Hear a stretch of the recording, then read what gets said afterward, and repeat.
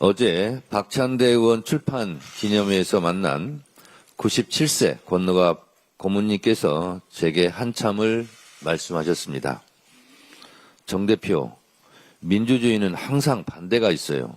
설득하고 또 설득해야 합니다. 김대중 대통령 때도 반대가 엄청 많았어요. 김대중 대통령은 끝까지 설득했어요. 라며 저에게 설득의 힘을 강조하셨습니다. 제 지역구에 사셨던 김대중 대통령은 생전에 인사를 가면 꼭 한반도 평화와 외교에 대해 말씀하셨습니다. 외교의 최종 목표는 국익 추구다. 국익을 위해서는 누구와도 손잡아야 한다고 말씀하셨습니다.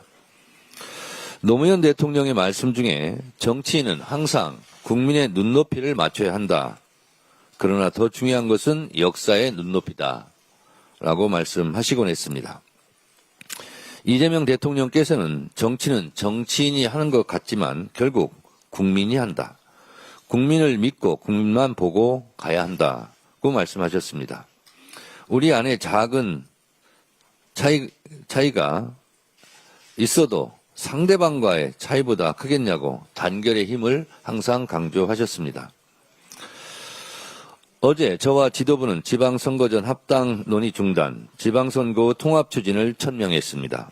우리 안에 작은 차이를 넘어 이제 오직 지방선거 승리를 위해 우리의 큰 가슴을 바탕으로 총단결하겠습니다. 우리는 12.3 비상계엄의 사선을 넘고 윤석열 국회 탄핵, 헌법재판소 파면 선고를 얼마나 초조한 마음으로 합심 단결하며 기다렸습니까? 조희대 사법부가 이재명 대선 후보직을 박탈하려 할 때 얼마나 같이 분노했습니까? 천신만고 끝에 출범한 이재명 정부의 성공만을 생각하고 앞으로 지방선거 승리에 도움이 되는 일만 하도록 합시다. 더 이상 합당 논란으로 우리의 힘을 소비할 수 없습니다. 전당원 투표를 시행하지 못한 점에 대해 당의 주인이신 당원들께 정말 죄송하다고 다시 한번 사과의 말씀을 드립니다. 비온 뒤 땅이 굳는다고 이제 이를 전화위복의 기회로 삼아 지방선거 승리에 올인하겠습니다. 4월 20일까지 모든 공천을 마무리하겠다는 민주당 공천 시간표는 한 채 오차 없이 진행되었고 앞으로도 그럴 것입니다. 억울한 컷오프는 없을 것입니다. 약속드린 대로 권리당원의 공천 참여를 전면 보장하고 민주적 절차에 의한 가장 경쟁력 있는 후보를 공천하겠습니다. 민주적 경선에 참여한 후보들은 모두 승복하고 공천 후보자에 대해 공동선대위원장을 맡아 함께 뛰는 민주당의 모범을 보이겠습니다. 이를 위해 민주당 지도부부터 더 단결하고 더 모범적인 모습을 보이겠습니다. 민주당은 어제 부동산 시장 불법행위 근절을 위한 부동산 감독원 설치법을 발의했습니다. 부동산 업계의 금융감독원과 같은 역할을 할 것입니다. 새로 출범할 부동산 감독원은 부동산 관련 불법 행위에 대한 조사, 수사와 제재 업무를 총괄 조정하는 기구입니다.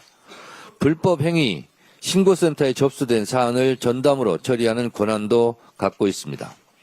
부동산 감독원이 생기면 날로 교묘해지는 부동산 투기 수법을 전문적으로 감독하는 체계가 마련될 것입니다. 시장 감독 기능이 부처별로 흩어져 발생했던 사각지대를 지우고 각종 편법 행위를 근절하는 핵심 컨트롤타워 역할을 하게 될 것입니다. 부동산과의 전쟁에서 항상 실패했던 전 정부의 것을 답습하지 않겠습니다. 이재명 정부의 부동산과의 전쟁은 반드시 승리할 것입니다. 이런 각오가 있음에도 불구하고 일각에서 신용정보 열람 권한이 과도한 것 아니냐는 우려를 제기하고 있습니다. 그렇지만 이번 법안에는 감독원이 자의적으로 정보를 수집하지 못하도록 3중 안전장치가 되어 있습니다. 첫째, 금융거래 정보나 신용정보 요청 시 국무총리 소속 부동산 감독협의회의 엄격한 사전 심의를 거치도록 했습니다. 둘째, 불가피한 경우에 한해 최소한의 정보만 요구하도록 제안했습니다. 셋째, 수집된 정보는 1년이 지나면 즉시 파기하고 목적 외 사용 시 3년 이하의 징역 등 강력한 처벌 규정을 또한 두었습니다. 정보 수집의 권한이 남용될 우려를 원천적으로 차단할 수 있을 것입니다. 주가 조작이든 부동산 투기든 서민의 삶을 짓밟고 시장을 교란하는 자는 반드시 그 책임을 물을 것입니다. 패가망신하도록 하겠습니다. 민주당은 충분한 주택 공급과 철저한 시장 감독을 두 축으로 삼아 서민 주거 안정화, 부동산 범죄 척결이란 두 마리 토끼를 잡겠습니다. 부동산 감독원 설치법을 신속히 처리하여 이재명 정부의 부동산 정책을 든든히 뒷받침하고 집값 안정과 시장 정의를 반드시 실현하겠습니다. 끝으로 국민의힘에 경고합니다. 국민의힘은 부동산 감독원법에 대해 국가가 민감 정보를 무분별하게 수집하려 한다는 식의 공포를 조장하고 정부가 공급이 아닌 시장 통제를 선택한 것이라며 사실을 왜곡하고 있습니다. 최근 정부는 129 부동산 정책으로 신속한 주택 공급 확대 방안을 발표했고 대통령 역시 부동산 시장 물량 확보를 위해 사활을 걸고 있습니다. 투기 세력의 편에 서는 것이 아니라면 똑똑한 국민을 선동하려 들지 마십시오.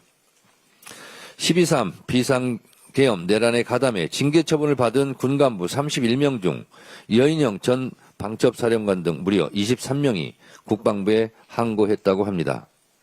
참 모렴치하고 뻔뻔합니다. 이러니 내란은 끝나지 않았다. 내란과의 전쟁은 아직도 끝나지 않았다라고 저희가 주장하는 것입니다.